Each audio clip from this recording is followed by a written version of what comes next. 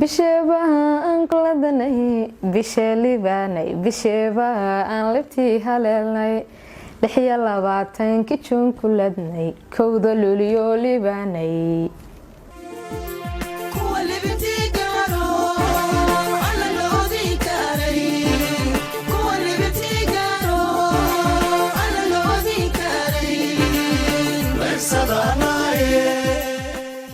waxa aan rabaa inaan uga faa'iideysto maalintan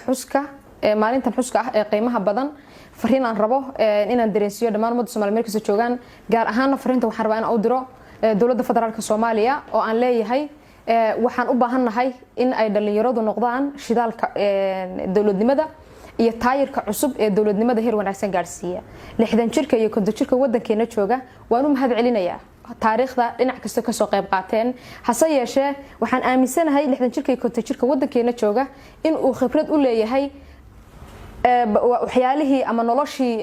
nooc kasta lahayd ee wadankeena soo martay mugdiga iyo iftiinka labadaba lahayd sidaas darteed waxaan u baahanahay 20 jirka iyo 25 jirka wadankeena jooga ee doonaya rajada 30 sano soo socota ee doonaya iftiinka 20 sano soo socota ee doonaya iftiinka 5 sano soo socota ee hamigiisu uu yahay 30 sano ee soo socota in waqti la siiyo oo fursad la siiyo isla markaana ay dawladnimada iyo qarannimada garba u noqdaan iyo taayir aan daalin sababteed waxaan rajaynayaa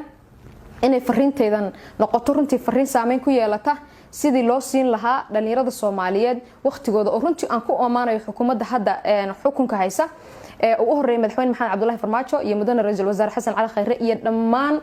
xukuumadda isku duuban in runtii door muhiim ah ay siiyaan dhalinyarada Soomaaliyeed haddana wali waxaan ku dhiirigelinayaa dhammaan ummadda Soomaaliyeed gaar ahaan xukuumadda iyo cid kasta oo aad khusaysa arrimahan